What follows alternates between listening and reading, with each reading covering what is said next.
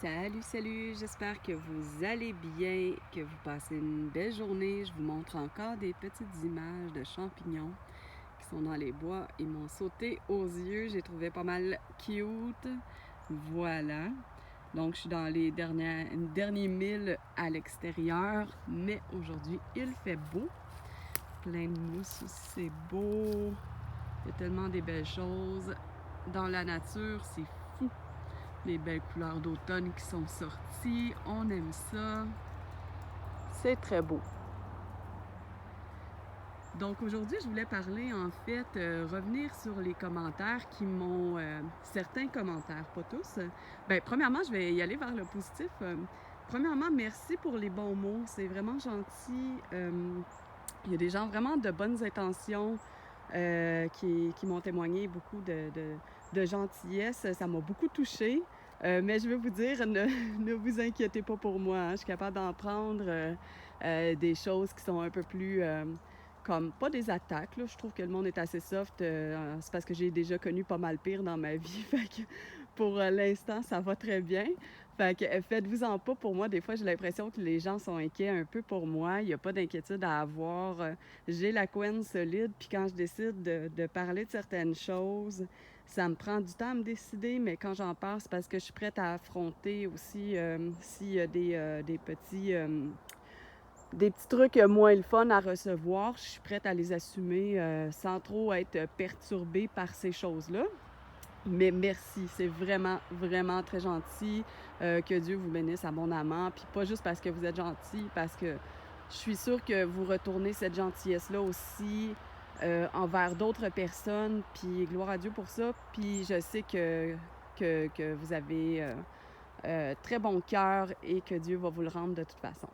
Et puis, aussi, ce que je voulais parler, qui est un peu moins le fun, hein, j'aime ça aborder des questions moins le fun, c'est les réponses que je reçois parfois, pas tous, venant de chrétiens. Hein. Là, je m'adresse pas des chrétiens, puis aussi, bon, je vais spécifier, je dis chrétiens parce que je nous mets tous dans le même bateau, parce qu'il y a des gens qui cherchent vraiment à diviser de par les religions. Moi, je nous ramène dans le même bateau parce qu'on devrait tous être ensemble.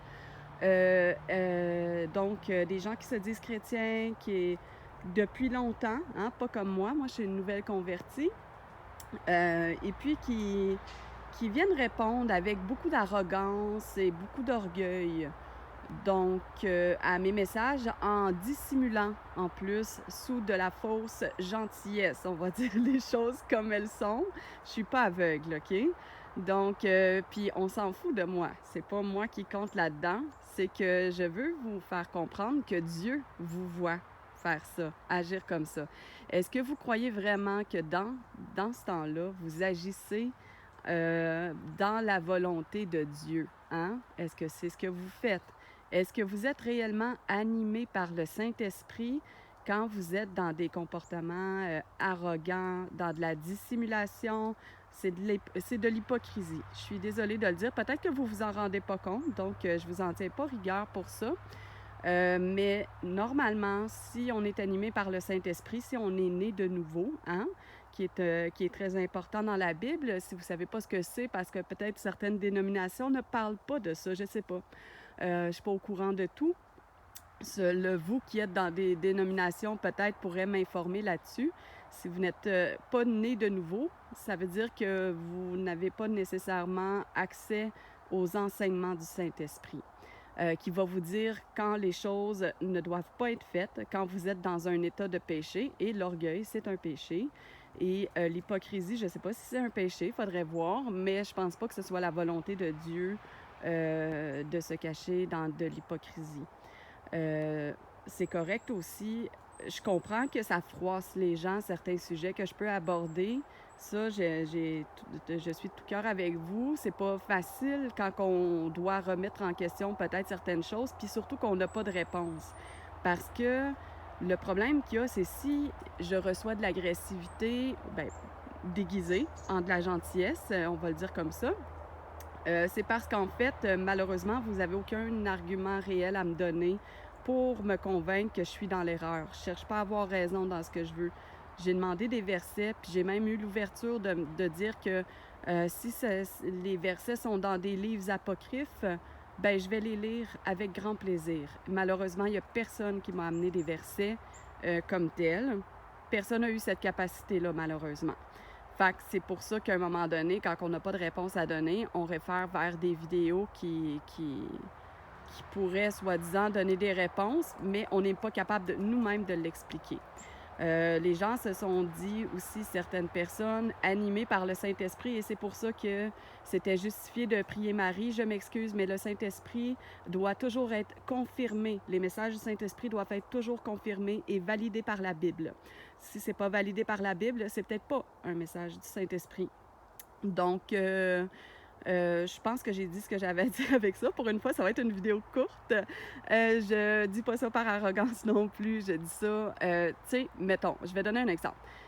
Si je vois quelqu'un s'auto-mutiler, ben pour son bien, je vais lui dire que c'est pas une bonne chose à faire, puis que je vais essayer aussi de la raisonner, OK? Parce qu'elle va se faire mal à la longue. Ça peut endommager tous ses tissus, ses muscles à la longue aussi, sa sensibilité au niveau de sa peau, etc., etc. OK? Donc, je dis les choses parce que la Bible enseigne ces choses-là. Et c'est pour ça que j'encourage les gens pas à tendre vers des pasteurs, des prêtres ou toutes sortes de titres comme ça, des apôtres ou des... peu importe. Je vous encourage à faire le travail vraiment beaucoup, de lire la Bible, s'il vous plaît, parce que c'est comme ça que vous allez pouvoir discerner les vrais enseignements des faux enseignements. Encore une fois, je ne prête pas d'intention. Je pense que les gens, il y a beaucoup de faux enseignements qui sont faits par simple ignorance. On nous a vraiment formatés pour devenir des gros paresseux. Je le redis, c'est pas la première fois que je dis ça. Et du coup, il n'y a pas grand monde qui se donne la peine de lire la Bible. C'est tellement dommage, c'est tellement beau pour vrai, ça fait tellement de bien. Puis c'est ça, je recommande encore une fois de prier avant de lire la Bible pour que justement Dieu vous éclaire sur le message qu'il veut que vous compreniez. Sur ces bonnes paroles, prenez bien soin de vous.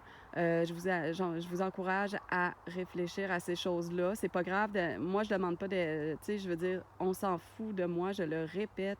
C'est pour vous que je le dis, pour votre salut, pour que vous soyez le plus près de Dieu possible, parce que ce qui compte réellement, c'est de créer une relation avec Dieu et de faire sa volonté, et non pas la nôtre. Soyez bénis abondamment. Au nom de Jésus, je vous souhaite de passer une magnifique journée. Profitez du beau temps. C'est superbe. Bye bye!